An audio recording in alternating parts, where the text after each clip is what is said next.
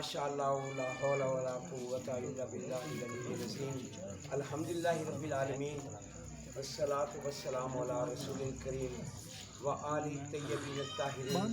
فقد قال اللہ تبارک و تعالی فی کلام المجید والفرقان الحمید وقول الحق. بسم اللہ الرحمن الرحیم. وَإِذَا أَخَذَ اللَّهُ مِيثَاقَ النَّبِيِّينَ لما اتیتکم کتاب والحکمت ثم جاءکم رسول مصدقا لما معکم لتؤمنن به ولا تنصرنه قال اقررتم واخذتم ذلکم اسری قال اقررنا قال فاشهدوا انی معکم من الشاہدین ومن تولی بعد ذلک فاولئک هم الفاسقون. صلوات. سورہ آل عمران سے ایک آیت کریمہ کی تلاوت کا شرف حاصل کیا ہے. یہ موقع کی مناسبت سے چونکہ عید میلاد النبی کا موقع ہے، ربیع الاول کا مہینہ ہے، تو یہ آیت بھی اس میلاد کا تذکرہ کر رہی ہے جو اللہ تعالیٰ نے عالم نور میں منایا. یعنی یہ وہ میلاد تھا جو سب سے پہلے منایا گیا. اور اس میلاد میں سوال پیدا کرتے ہیں لوگ کہ صدارت کون کر رہا تھا، تو اس کا جواب حضرت امیر خسرو نے دیا ہے. حضرت امیر خسرو حضرت نظام الدین اولیاء رحمۃ اللہ علیہ کے خلیفہ اول ہیں. وہ کہتے ہیں کہ خدا خود میر مجلس بود من جائے کہ من بودم. وہ کہہ رہے ہیں کہ اللہ اس مجلس کی خود صدارت کر رہا تھا اور اس میں نورانیت کس کی تھی. تو اس کا بھی جواب دیتے ہیں کہ محمد شمع محفل بود من جائے کہ من بودم. تو وہ یہ کہہ رہے ہیں کہ میں بھی شاید اسی محفل میں موجود ہوں، اور یقیناً جو بھی عاشقان رسول اللہ صلی اللہ علیہ وسلم اور آل رسول ہیں وہ بھی موجود تھے. اور امام محمد باقر علیہ السلام اس کی تفسیر جب اللہ تعالیٰ نے یہ میلاد شریف منایا تو اس کے لیے یہ اہتمام کیا کہ ایک سبز رنگ کا خیمہ برپا کیا. آپ کو پتا ہے کہ پاک ہستیوں کو سبز رنگ سے کیا نسبت ہے. امام زمانہ جہاں قیام پذیر ہیں اس جزیرے کا نام ہی جزیرہ خضرا ہے، اور جہاں رسول اللہ صلی اللہ علیہ وسلم تشریف فرمائے اس کو گنبد خضرا کہا جاتا ہے. ماشاءاللہ آپ سب کو پتا ہے. ماشاءاللہ اللہ تعالیٰ سب کو گنبد خضرا کی بار بار زیارت نصیب کرے.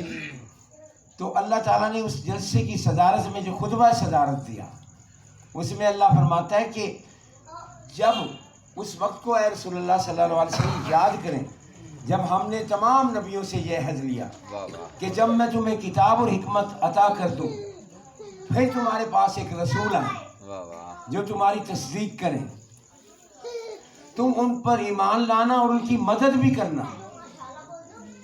تو اللہ نے فرمایا کہ کیا تم اس کو قبول کرتے ہو اور اس وزن کو اسری یعنی یہ میرے جو یہ بوجھ ہے اس کو اٹھاتے ہو؟ تو تمام نے کہا کہ ہاں ہم اس کا اقرار کرتے ہیں.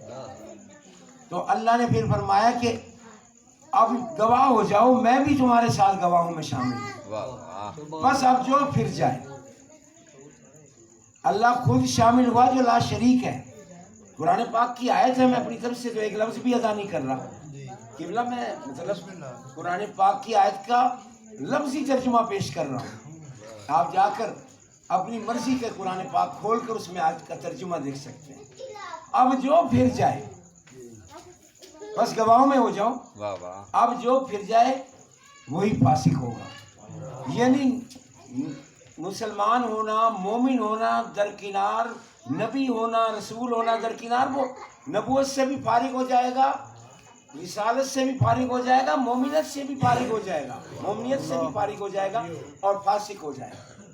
تو اب پتہ چلا کہ ہمارے نبی کی شان کیا ہے. ان کی شان اقدس یہ ہے کہ اگر نبی اور رسول ان کو نہ مانے ان کی رسالت نہیں بچتی تو کسی عام آدمی کا تو ٹھکانہ کیا ہے. لیکن سوال پھر یہ پیدا ہوتا ہے کہ ہمارے رسول اللہ صلی اللہ علیہ وسلم تو سب سے آخر میں آئے اور یہودیوں اور عیسائیوں کو یہی تو حسد مارے جاتا ہے. قرآن پاک میں کئی آیات میں قبلہ کاظمی صاحب تشریف فرمائیں اسی بات کا اللہ نے بار بار تذکرہ فرمایا کہ یہ آپ کو اس طرح پہچانتے ہیں یہودی اور عیسائی جیسے اپنے بیٹوں کو جانتے ہیں، چونکہ ان کی توریت اور انجیل میں تذکرہ موجود ہے۔ یہ 14 صدیاں پہلے جب قرآن پاک آیا تھا اس وقت سے لے کر اب بھی موجود ہے، لیکن مان کیوں نہیں رہے؟ چونکہ یہ حسد کرتے ہیں۔ حسد کیا کرتے ہیں کہ جو 70,000 نبی ہوئے وہ حضرت اسحاق سے ہوئے، اور یہ جو ایک پیغمبر ہوئے یہ حضرت اسماعیل سے ہوئے، اسماعیل علیہ السلام سے۔ تو اس بات کا انہیں حسد مارے جا رہا ہے کہ اور وہ تمام رسولوں سے افضل ہو گئے، یعنی مان کر بھی نہیں مان رہے، کیونکہ حسد کی وجہ سے ان کی عقل کا چراغ بجھ گیا۔ اب دیکھیں کہ یہ جو رسالت کی شان ہے اس کو بیان کرنے کے لیے تمام کتابوں کو آپ چھوڑیں، قرآن پاک کو تو لیں، قرآن پاک کو لے کر ان جو آیتیں مسلسل رسول پاک صلی اللہ علیہ وسلم کی نورانیت کا تذکرہ پیش کر رہی ہیں ان کو تو مانیں۔ سورہ مائدہ کی اس آیت کو اللہ ارشاد فرما رہا ہے لَقَدْ جَاءَكُم مِّنَ اللَّهِ نُورٌ وَكِتَابٌ مُّبِينٌ، بے شک تمہارے لیے آیا اللہ کی طرف سے نور اور کتاب مبین۔ واو عطف کا صیغہ ہے جو پچھلے لفظ کو اگلے سے جدا کر رہا ہے۔ آپ کیسے ترجمے میں گھپلا کر سکتے ہیں کہ نور سے مراد بھی کتاب ہے اور کتاب سے مراد بھی کتاب ہے؟ یہ کیوں آپ کس بات کا آپ کو غم کھایا جا رہا ہے؟ کیا رسول پاک صلی اللہ علیہ وسلم کو آپ نور نہیں مانیں گے؟ جب وہ عالم انوار میں تھے تو کس حیثیت میں تھے؟ نور ہی نہیں تھے، بھیجے سب سے آخر مر گئے ہیں، لیکن سب سے پہلے آپ کا میلاد منایا گیا، اور یہ میلاد قرآن پاک میں جگہ جگہ ہے۔ حضرت عیسیٰ علیہ السلام اپنے حواریوں سے کہتے ہیں کہ میرے بعد جو پیغمبر ہوں گے ان کا نام احمد ہوگا، یعنی جب آسمانوں پر تھے تو احمد تھے، اللہ نے اپنی حمد سے ان کا نام احمد رکھا، سب سے زیادہ حمد کیے جانے والا۔ جب زمین پر آئے تو محمد بنے، سب سے زیادہ تعریف کیے جانے والا۔ تو یہ جو میلاد یہ تو منایا جاتا رہا ہے۔ حضرت ابراہیم علیہ السلام نے جب یرفع ابراہیم القواعد، جب ابراہیم علیہ السلام خانہ کعبہ کی دیواریں بلند کر رہے تھے اور اسماعیل علیہ السلام تو دعا کیا کرتے جا رہے تھے، ربنا وابعث فیہم رسول، ایک رسول مبعوث فرما جو تیری آیتیں پڑھ پڑھ کے سنائے، ان کا تزکیہ نفس کرے۔ کیا ابراہیم علیہ السلام کی دعا کا اثر نہیں ہوا؟ یہ میلاد نہیں منایا گیا جو ابراہیم علیہ السلام اور حضرت اسماعیل نے مل کر منایا کہاں؟ اس جگہ جہاں تمام مسلمان اس بات پر متفق ہیں کہ مسجد حرام میں جہاں 2 رکعت نماز کا ثواب 1,00,000 رکعت کے برابر وہاں منایا گیا۔ سبحان اللہ۔ اب اگر نہیں منایا جاتا تو اس سے مراد یہ نہیں ہے کہ میلاد ہے ہی نہیں، میلاد تو صدیوں سے چلا آ رہا ہے، کتنے بلکہ ہم یہ کہیں گے کہ وقت ہی نہیں تھا واہ واہ واہ واہ جب سے میلاد ہے۔ ماشاء اللہ۔ تو یہی تذکرہ ہم کرتے ہیں، پھر ہم یہی کہنا چاہتے ہیں کہ یہ جو نورانی ہستیاں ہیں ان کے ساتھ کچھ ایسی ہستیاں بھی اللہ تعالیٰ نے بنائی ہیں جو امت کی پیشوائی کا فریضہ سر انجام دیں گی۔ لاکھ آپ بنا لیں اور وہ لوگوں کو اپنا پیشوا، لیکن پیشوا وہی ہوگا جو اللہ نے مقرر کیا، اور اللہ نے جب کہ بتا دیا ہے کہ یہ ہستیاں وہ ہیں جو خود رسول اللہ صلی اللہ علیہ وسلم کے ساتھ گواہوں میں شامل ہیں۔ اور اللہ قرآن پاک میں جگہ جگہ کہہ رہا، میں ایک آیت پڑھنا چاہوں گا، سورہ بقرہ 12 نمبر 2 شروع میں ہی آیت موجود ہے۔ یہ پہلی مدنی صورت ہے، 86 صورتیں مکہ مکرمہ میں نازل ہوئیں، اور 87ویں صورت سورہ بقرہ ہے نزولی ترتیب کے لیے، یعنی پہلی مدنی صورت میں ہی اللہ نے ارشاد فرمایا وَجَعَلْنَا أُمَّةً وَسَطًا لِتَكُونُوا شُهَدَاءَ عَلَى النَّاسِ وَيَكُونَ الرَّسُولُ عَلَيْكُمْ شَهِيدًا، ہم نے تمہیں درمیانی امت بنایا تاکہ تم لوگوں کے گواہ، رسول تم پر گواہ۔ واہ واہ واہ یہاں امت کا ترجمہ کیا کریں گے؟ لگائیں یہ آپ تفسیر کرتے رہیں، آپ جتنی بھی تفسیر بھی رائے کریں گے آپ پھنستے چلے جائیں گے جب تک ان سے نہیں پوچھیں گے جن کی طرف رجوع کرنے کا اللہ نے حکم دیا۔ کیا قرآن پاک اتنی مظلوم کتاب ہے کہ اس کو سمجھنے کے لیے اللہ نے رہبر بنائے ہی نہیں ہیں. اگر بنائے ہیں اور یقیناً ہیں تو پھر وہ رہبر ہیں کون؟ سوال یہ پیدا ہوتا ہے. اگر شیعہ ان کو آشکار کر دیتے ہیں تو سب ناراض ہو جاتے ہیں. یہ کیسا اس کے رسول ہے؟ یہ کیسی محبت ہے؟ ہمیں بتایا جائے کہ محبت کا یہ کیا تقاضا ہے، جبکہ اللہ قرآن پاک میں جیسے ہم کہتے ہیں نا، آپ شعر پڑھتے ہیں، شاعر اہل بیت ہیں، ہمارے سلوٹ کی پہچان ہے، ان کی صحت و سلامتی کے لیے ایک صلوات. جاوید اقبال صاحب جب شعر پڑھ رہے ہوتے ہیں تو مجمع سے آواز آتی ہے کہ قبلہ مقرر کریں، تو اللہ نے آیت مقرر نازل کی ہے. دو مرتبہ آیت نازل ہوئی ہے، فَاسْأَلُوا أَهْلَ الذِّكْرِ إِن كُنتُمْ لَا تَعْلَمُونَ. بس اہل ذکر سے پوچھ لو اگر نہیں جانتے. یہ ذکر کیا ہے؟ قرآن پاک میں اللہ نے فرمایا اِنَّا نَحْنُ نَزَّلْنَا الذِّكْرَ وَإِنَّا لَهُ حَافِظُونَ. بے شک ہم نے اس قرآن کو نازل کیا، اس ذکر کو اور ہم اس کی حفاظت کرنے والے. اِن هُوَ إِلَّا ذِكْرٌ لِّلْعَالَمِينَ. قرآن پاک عالمین کا ذکر ہے، یعنی قرآن پاک کا ایک نام قرآن ہے، ایک نام فرقان ہے، اور ایک نام ذکر بھی ہے. قرآن پاک میں اللہ نے دیا ہے. سبحان اللہ. اور یہی وہ ذکر ہے جس کے اہل سے پوچھا جائے گا قرآن پاک کے بارے میں، اور وہ اہل بیت ہیں. رسول پاک صلی اللہ علیہ وسلم فرماتے ہیں کہ میری اہل بیت ہی اہل ذکر ہے.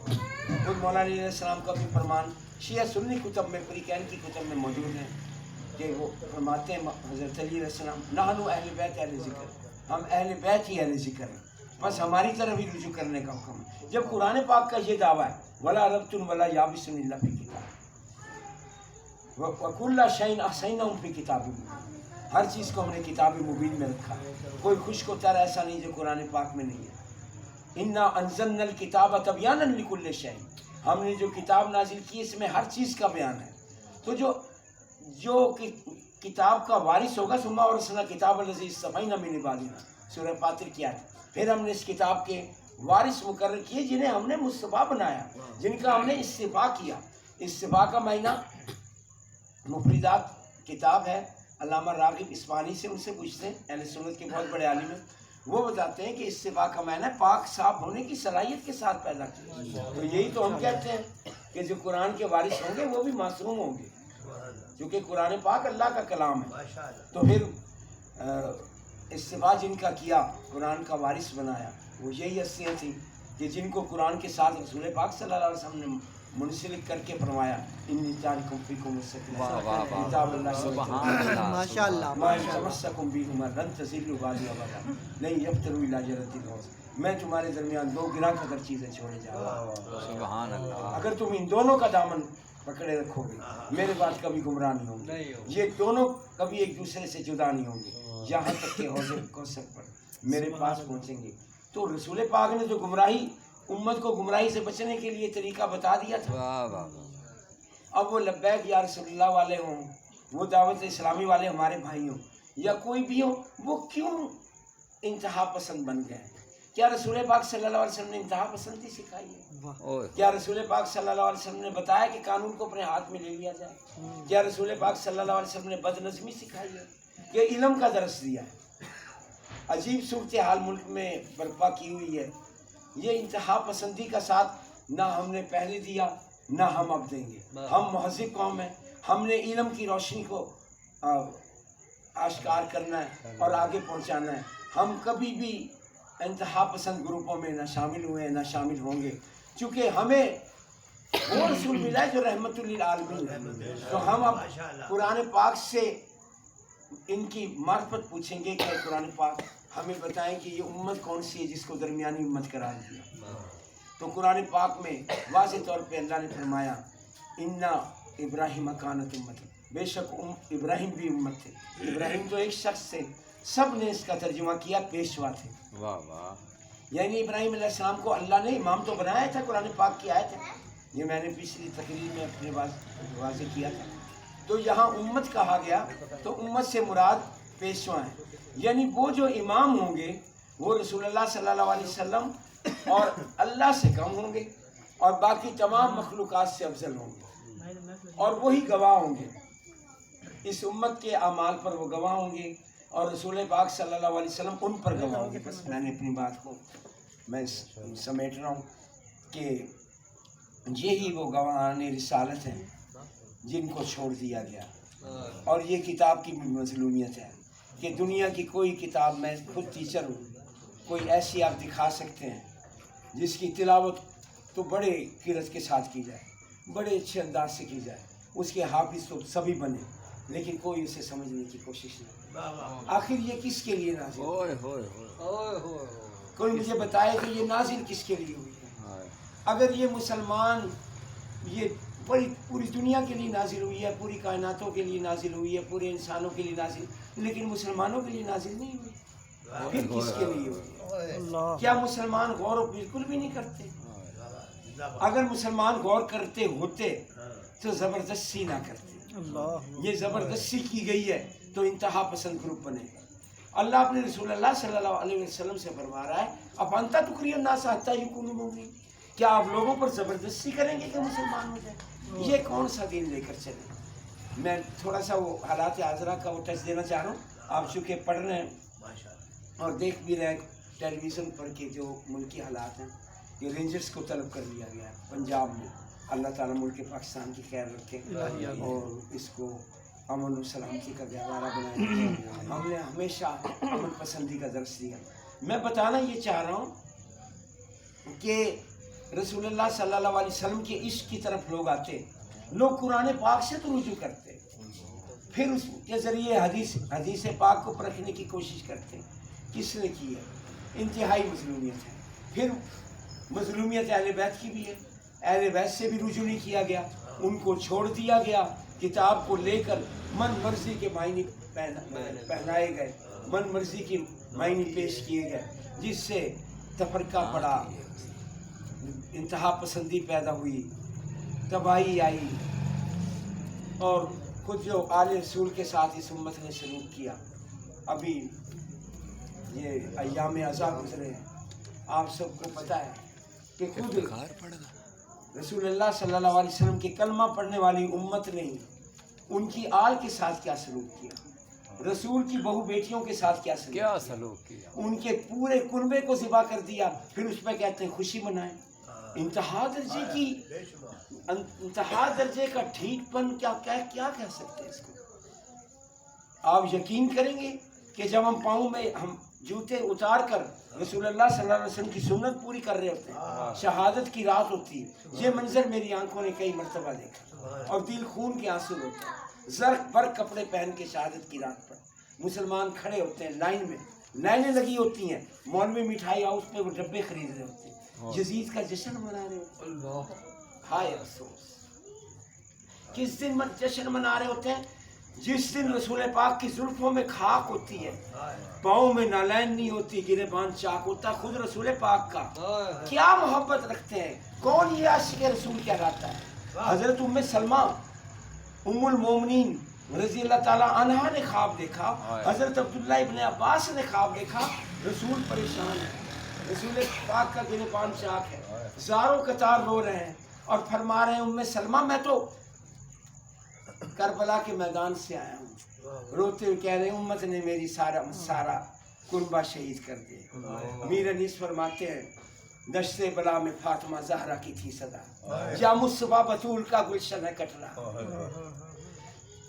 مالی بھی پھول توڑ کے جھولی میں لیتے ہیں، اور یا توڑ کر زمین پہ گل ڈال دیتے ہیں۔ اللہ لعنت اللہ القوم الظالمین فسیجعلهم الذین ظلموا